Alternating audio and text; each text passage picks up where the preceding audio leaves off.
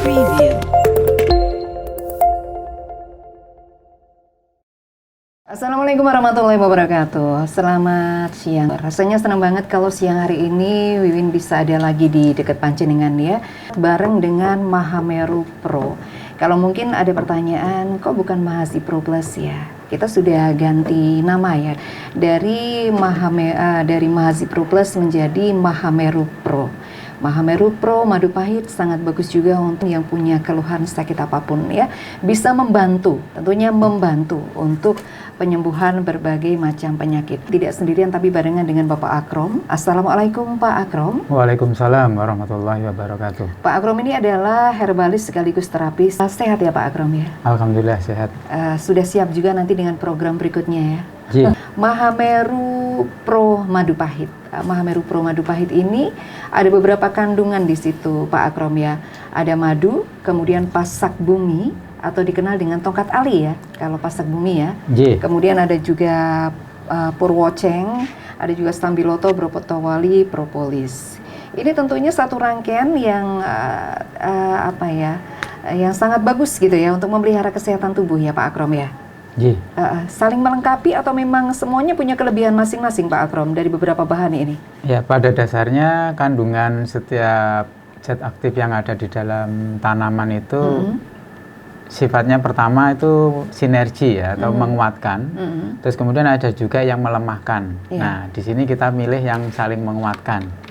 Sehingga nanti harapannya dengan mengkonsumsi Mahameru Pro Madu Pahit ya, kita nanti akan menjadi semakin enak ya ke badan ya.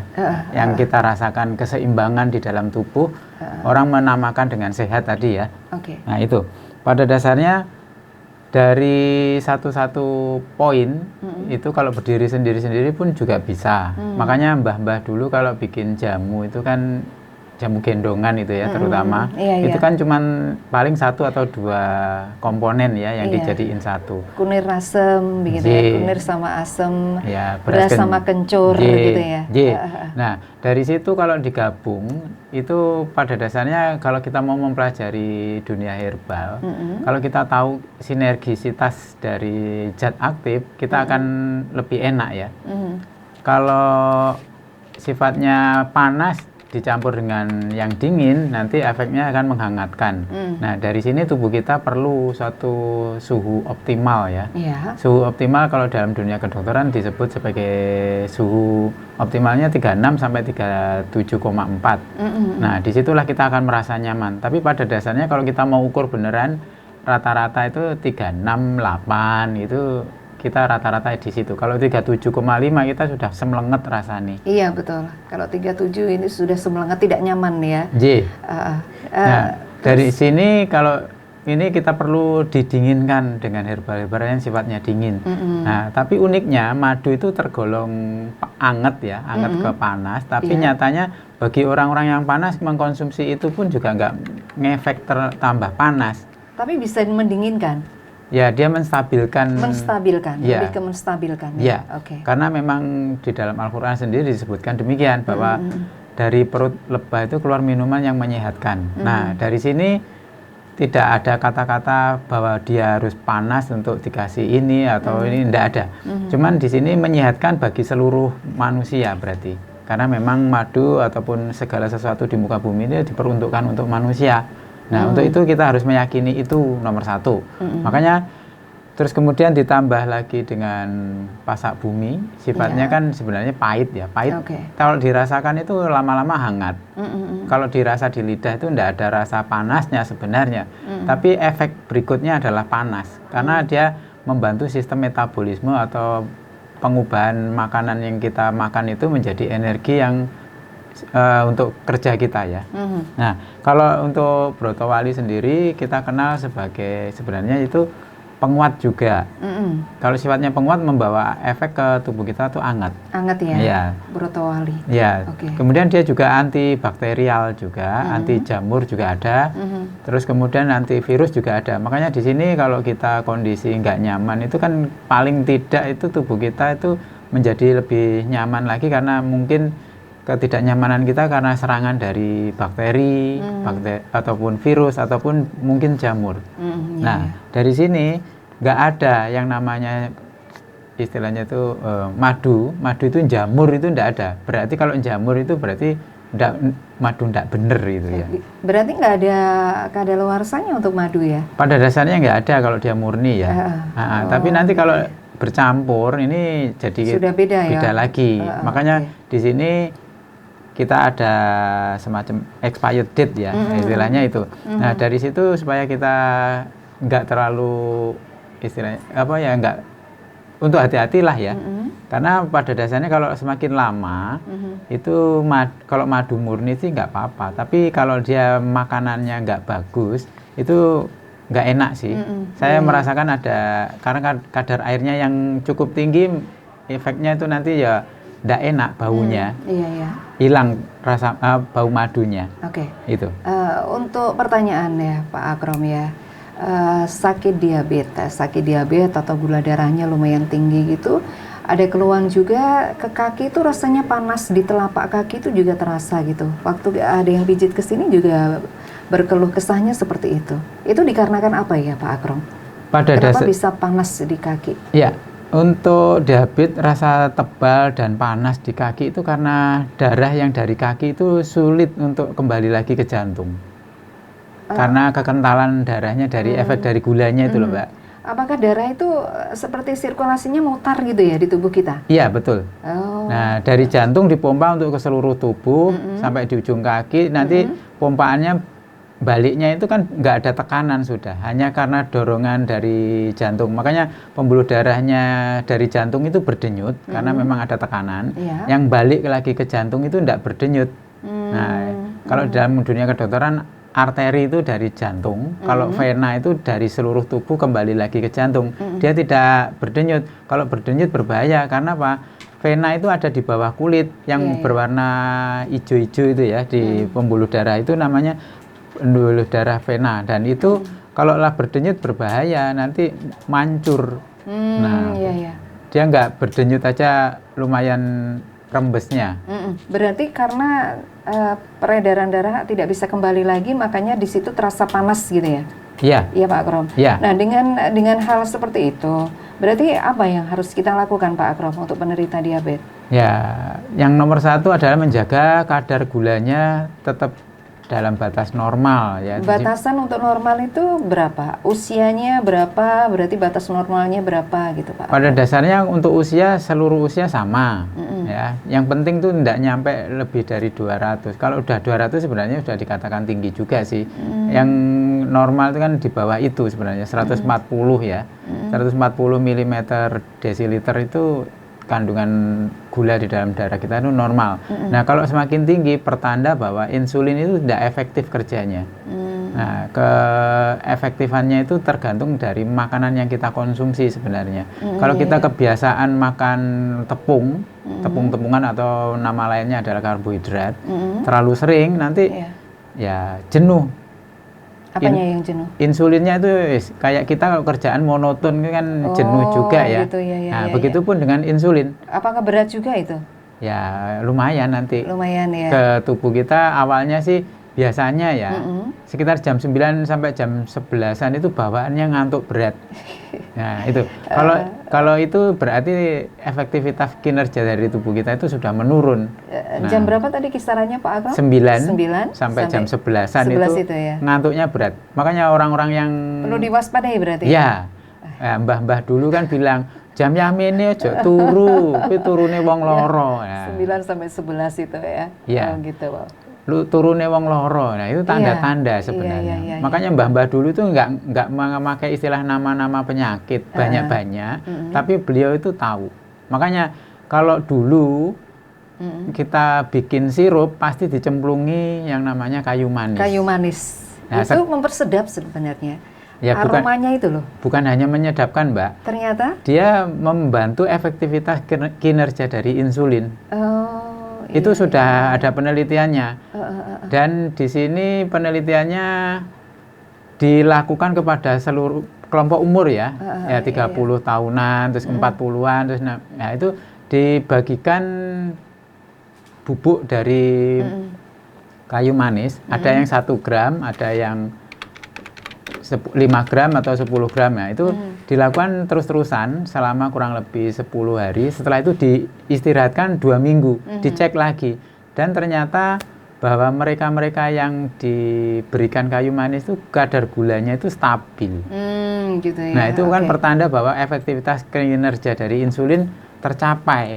Nah, makanya di sini monggo bagi yang kencing manis selain dari Mahameru Pro. Iya, Mahameru Pro. Agak blebet Enggak apa-apa. Iya.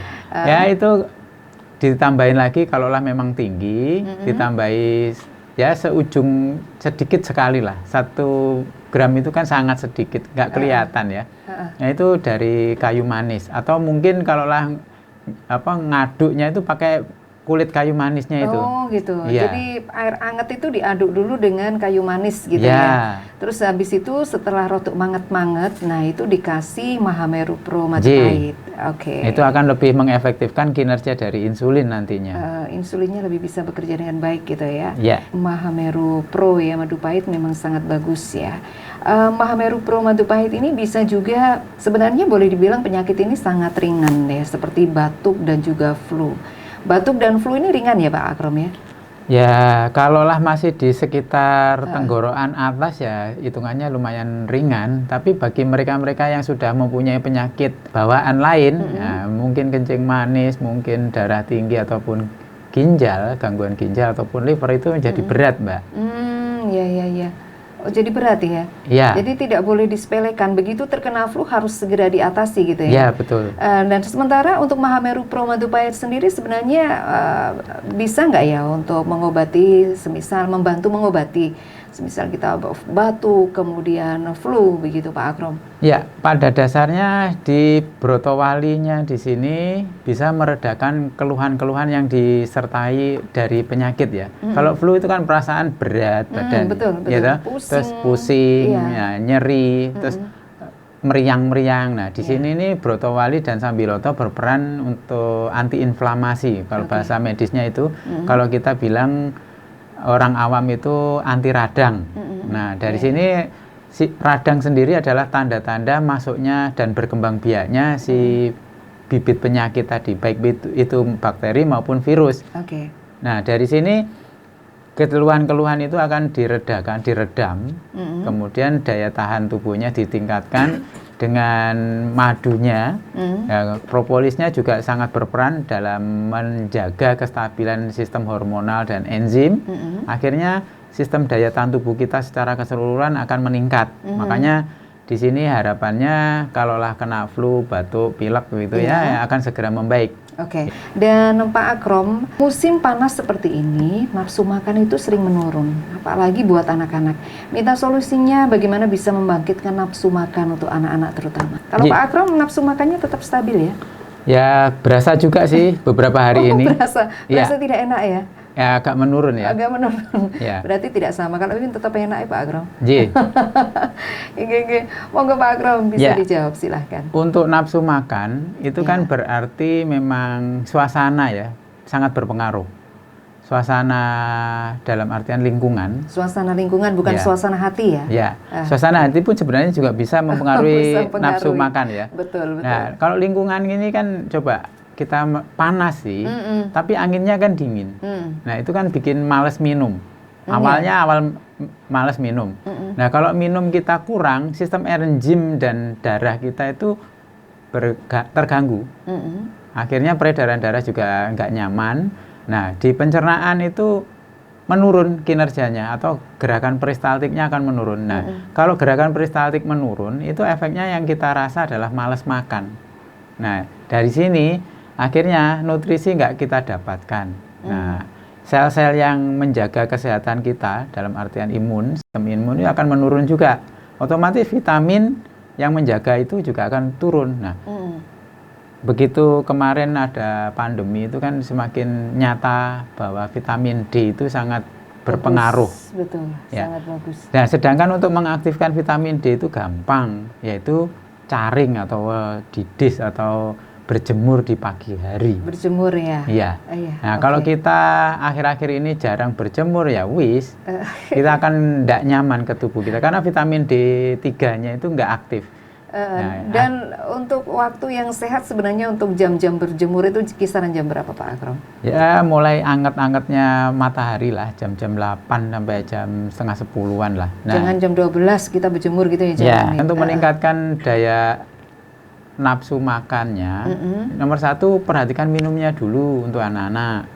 Nah, kalau sudah itu, nah nanti ya kalau mau jamu, mbah-mbah kita sudah tahu itu, yaitu temulawak. Nah, temulawak itu kan kinerjanya langsung ke liver ya. Liver itu kan sistem pembagi, penyerap terus memilah-milih, membagi dari sari-sari makanan. Nah, kalau dia sudah menurun kinerjanya ya, dia malas bekerja, terus akhirnya lambung juga akan malas bekerja juga.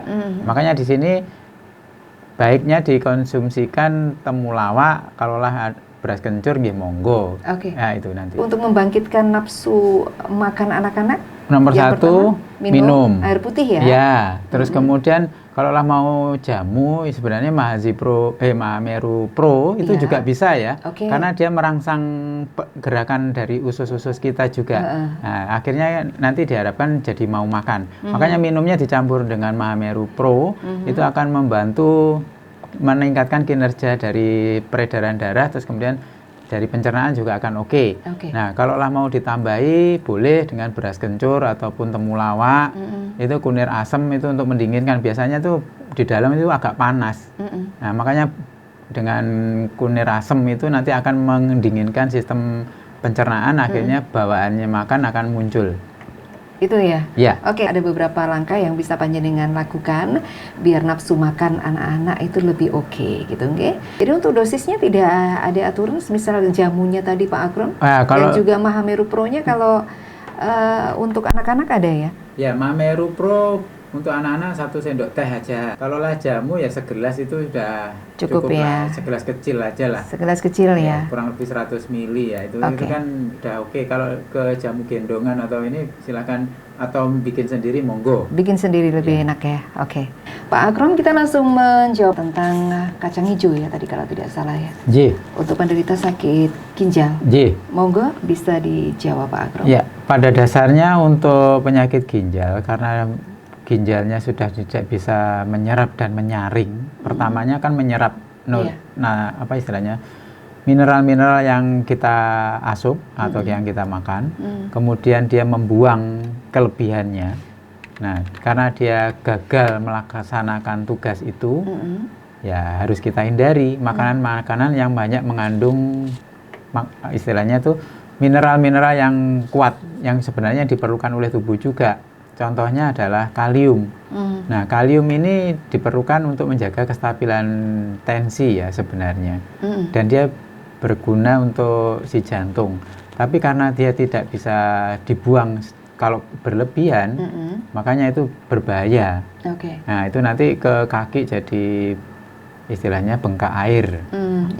Bengkak itu kaki-kakinya. Terus kemudian di jantungnya sendiri kelelahan untuk memompa karena dia harusnya dibuang, nggak dibuang ya jantungnya bekerja lebih keras lagi. Nah, lebih berat gitu ya. Untuk terus kemudian protein yang tinggi. Nah, di kacang ini, kacang hijau itu kan proteinnya tinggi. Nah, itu nanti kalau kelebihan ya nggak akan diserap dan tidak bisa dibuang. Nah, ini yang menyebabkan dia tidak diperbolehkan.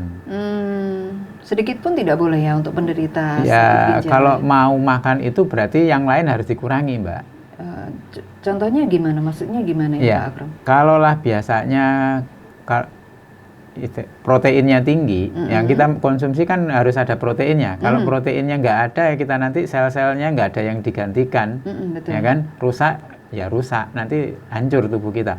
Nah, kalaulah kita mengkonsumsi, taruhlah kita makan daging ayam gitu ya, itu kan ada nilai proteinnya. Betul. Nah, kalaulah sehari-hari kita mengkonsumsi 1 potong untuk orang gagal ginjal, nah kalau pengen kacang hijau otomatis ya itu dikurangi ya. Ya bahkan mungkin nggak usah. Oh gitu. Iya, harus digantikan karena nanti berlebihan. Iya ya. proteinnya, zat pemecahnya itu nanti kan protein dipecah juga tuh. Nah, zat sisanya ini yang nggak bisa dibuang karena ginjalnya udah nggak mampu membuang. Makanya dia tidak, kesannya itu tidak dibolehkan. Boleh tapi harus tahu yang dimakan tinggi protein harus dikurangi. Gitu. Nah, gitu. Oke. Nah, kayak alpukat sendiri itu kan banyak proteinnya juga. Nah, itu juga Alpukat, ya nggak boleh. Kayaknya kesannya nggak boleh total. Tapi sebenarnya boleh asal kita tahu hitung-hitungannya. Nah itu yang repot ya. Ya. Kadang kan kita tidak tahu ya sedetil itu berapa ukurannya atau takarannya gitu ya Pak Akrom. Ya, makanya akhirnya nggak usah hai. Gampangnya nggak usah Kasihan dikonsumsi. sebenarnya Ya, Makanya- makanya kalau kita sudah gagal ginjal ya jangan diharap kita bisa makan macam-macam. Minum pun dibatasi. Gagal ginjal itu kan kita mesti harus cuci darah ya. Ya. Cuci darah ya.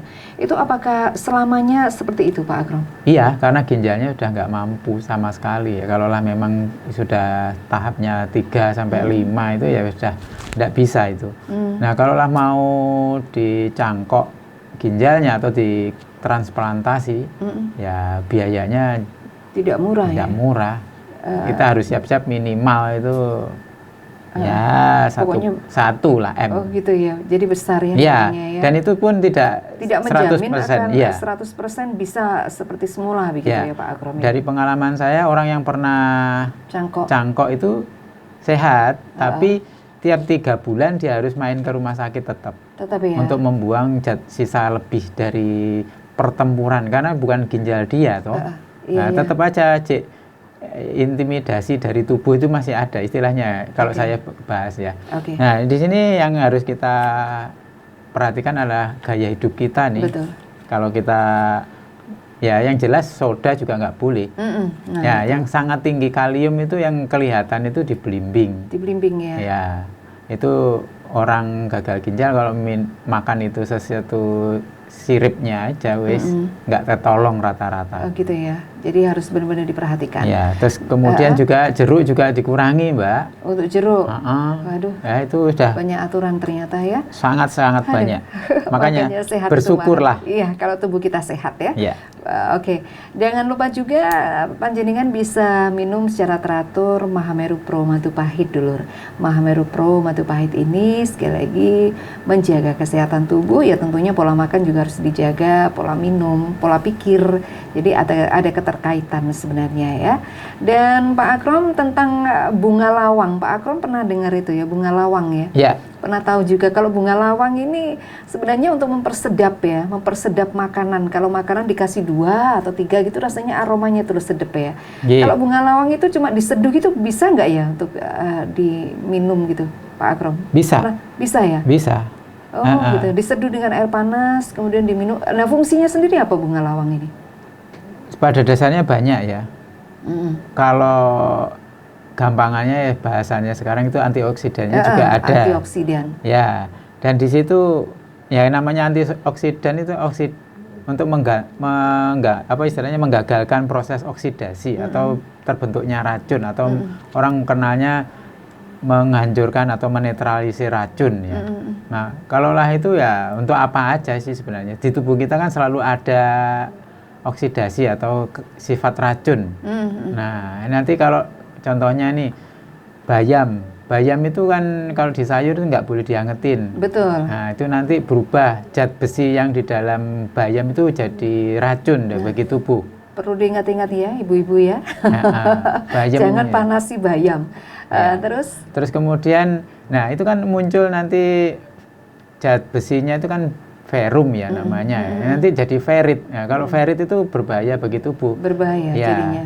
Neyeng istilahnya pembuluh darah kita menjadi neyeng ya. Kalau itu kan beracun itu. Sifat racun, nah itu yang bisa menetralisir adalah antioksidan yang terkandung di dalam buah-buahan. Makanya di sini untuk masih sehat banyaklah makan beraneka buah. Betul. Ya. Tapi kalau tidak harus mahal ya Pak ya. Akrom ya. Yang musim saja sekarang apa gitu ya. Ya bisa. Buah itu tetap bermanfaat untuk tubuh. Ini ada pertanyaan tentang kayu manis itu apa masih bisa dipakai lagi atau beberapa kali lagi atau hanya sekali habis itu buang? Ya. Monggo. Pada dasarnya kayu manis itu masih bisa kalau masih bau. ada baunya itu masih bisa dipakai. Kalaulah memang berupa kulitan kayu manis ya, itu kalau masih wanginya kayu manis masih ada, itu masih bisa dipakai lagi. Tapi ya kadarnya sudah turun. Kalau tadinya itu 100%, paling ya tinggal 70 atau 60 malahan. Nah, makanya di sini sebenarnya kita dulu itu sering mengekspor kayu manis berupa bubuk itu ke Eropa itu kan ya karena mereka sudah tahu, kitanya yang nggak tahu. Nah, akhirnya ya, makanya orang-orang Eropa itu kalau bikin kue itu pasti ada kayu manisnya. Aroma kayu manis ya. Sebenarnya untuk mengantisipasi itu tadi ya. Iya. Oke. Nah, di sini kayu manis monggo lek jenengan kalau ngopi ngudeke nggih kulitane kayu manis itu nanti akan lebih sedap juga sih. Saya pernah mencoba tapi saya bukan hobi kopi. Tidak penikmat kopi. Iya, tapi saya pernah merasakan diudek karo kulit kayu manis. Nah, gitu. itu akhirnya enak kok. Sedep-sedep. Ya kayu manisnya itu dominasinya kan baunya karena memang saya nggak angkat, tetap nyemplung di kopi. Oh, tetap di kopi. Makanya baunya enak. Itu akhirnya ya pada dasarnya nggak murni kopi akhirnya. Tapi kan sekarang banyak sekali juga kopi racik tuh kan. Betul, ya Kediri dulu kan dikenal sebagai pusatnya kopi racik dulu tahun 90-an. Karena banyak penikmat kopi ya. Iya. Dan kalau kita berbicara tentang dulu ini ibu-ibu kita dulu mungkin Pak Akrom ya. Kalau membuat es itu ya es podeng gitu ya. Kalau membuat kerupuk gambir itu pasti ada aroma jahe dan juga kayu manisnya. Tapi kalau sekarang kan tidak ya. Sudah sangat jarang ya. Es podeng itu sepertinya sudah langka. Kalau dulu orang hajatan pasti identik dengan es podeng. Sekarang sudah tidak ada. Padahal manfaatnya di situ ada ya Pak Akrom. Iya, betul. Oke. Pak Akrom tentang Mahameru Pro Madu Pahit Pak Akrom. Sambiloto yang ada di Mahameru Pro Madu Pahit ini bisakah juga diminum untuk anak-anak dan batasan anak-anak ini umur berapa kalau Sambiloto? Ya, untuk Sambiloto itu sebenarnya kalau mbah-mbah dulu itu dikasihkan ke anak-anak yang susah makan itu, dicekoi gitu ya istilahnya. Dikit gitu ya? Dikit, hanya sebenarnya kalau mbah-mbah dulu kalau ngasih dosisnya itu ya jendi aneh ya istilahnya kan ngoten. Jadi cuma sedikit. Ya itu kalau sekarang itu kan istilahnya takaran apa ya istilahnya takaran yang nggak baku. Tapi nyatanya ya segitu. Setelah diteliti itu berapa miligram sih kandungan zat aktifnya ya ternyata masuk juga. Ya istilahnya 11-12 lah. Istilahnya nggak terlalu tinggi juga bagi yang mengkonsumsi. Makanya untuk ini ya kalau diberikan ke anak secara langsung bakalan nggak mau itu Mbak. Iya, saking pahitnya. Pahit dan pedes itu ya. Tapi karena Mahameru Pro ada manisnya, itu boleh ya Pak Akrom? Boleh. Kalau lah batasannya ya sebaiknya di atas 10 tahun aja lah. Karena nanti di bawah itu anak menjadi semakin aktif karena kita nanti yang kewalahan orang tua. Untuk mengkonsumsi Mahameru Pro pada dasarnya itu menstabilkan kinerja ya. Kalaulah mungkin kinerjanya itu kita asumsikan ya kalau kita beraktivitas, organ-organ itu kan kinerjanya itu pecah ya. Pecah dalam artinya untuk mengolah makanan, terus kemudian dia harus bekerja karena tubuh kita aktif gitu ya. Itu akhirnya dia pada dasarnya juga kesapean. Nah, makanya perlu istirahat. Nah, kalau Pak Sukar mengkonsumsi pagi sekitar jam-jam 7, ya semberut langsung istilahnya kalau pekerja itu langsung ya wis aku tak demo. Istilahnya nggak mau kerja sama sekali, minta pilih tidur. Nah, keju-kejunya itu kan kelelahan tubuh yang terakumulasi atau tertumpuk-tumpuk. Nah, saat untuk membersihkan itu butuh istirahat yang banyak. Nah, makanya konsumsinya di sore malam aja. Oh gitu. Supaya nanti malam itu benar-benar untuk bersih-bersihnya. Nggak ada keluhan di pagi ngantuk. Oh gitu. Paginya nggak usah. Berarti dioper di malam aja ya? Oke Pak Akrom, karena waktunya ini juga sudah mepet. Sebelum kita pamit mungkin ada yang mau disampaikan dulu, silahkan. Ya, untuk pesan saya, berhati-hatilah dalam mengkonsumsi apapun. Kalaulah di dalam Islam disebutkan makanlah yang baik. Nah, di sini bukan hanya baik makanannya, tapi baik cara mengkonsumsinya, juga baik cara pengolahannya. Oke. Nah, di sini baik cara mengkonsumsinya yang saya garisi, jangan berlebihan. Tanda-tanda berlebihan itu apa toh? Ya, enak ini, nah, akhirnya nambah. Nah, kata-kata enak itu pasti bawaannya pengen nambah. Nah, saat pengen nambah itu berarti tubuh kita sudah kelebihan sebenarnya. Makanya di sini di Islam juga disampaikan, makanlah selagi kamu merasa lapar, hentikan sebelum kamu kenyang. Nah, kalau belum kenyang itu ya itu tadi udah merasa enak, ya itu sebenarnya itu sudah kenyang. Cuman kitanya yang nafsunya yang berbicara akhirnya berlebihan. Iya. Dan untuk itu konsumsilah zat-zat ataupun makanan-makanan yang tradisional. Di sini adalah jangan berlebihan. Makannya diatur, kemudian istirahat juga dijaga. Kegiatan kita ini ya otomatis kita harus menyadari diri kalau kita sudah mulai agak capek, istirahatkan sebentar, baru kerja lagi. Nah, kemudian minumnya jangan lupa, jangan sampai kita nanti kebanyakan karbohidrat, kencing manis. Nah, kalau kebanyakan nanti protein, ginjalnya juga kecapean juga. Makanya di sini harus seimbang. Kemudian berdoalah sebelum dan sesudah beraktivitas. Terima kasih untuk Pak Akrom ya. Dan dulur sekali lagi monggo silakan keluhan apapun panjenengan bisa secara rutin minum Mahameru Pro Madu Pahit. Karena selain untuk menjaga kesehatan tubuh panjenengan, Mahameru Pro Madu Pahit juga bisa untuk membantu segala keluhan sakit. Kalian Win pamit dulur. Terima kasih untuk simpati dan juga perhatiannya. Selamat siang. Wassalamualaikum warahmatullahi wabarakatuh.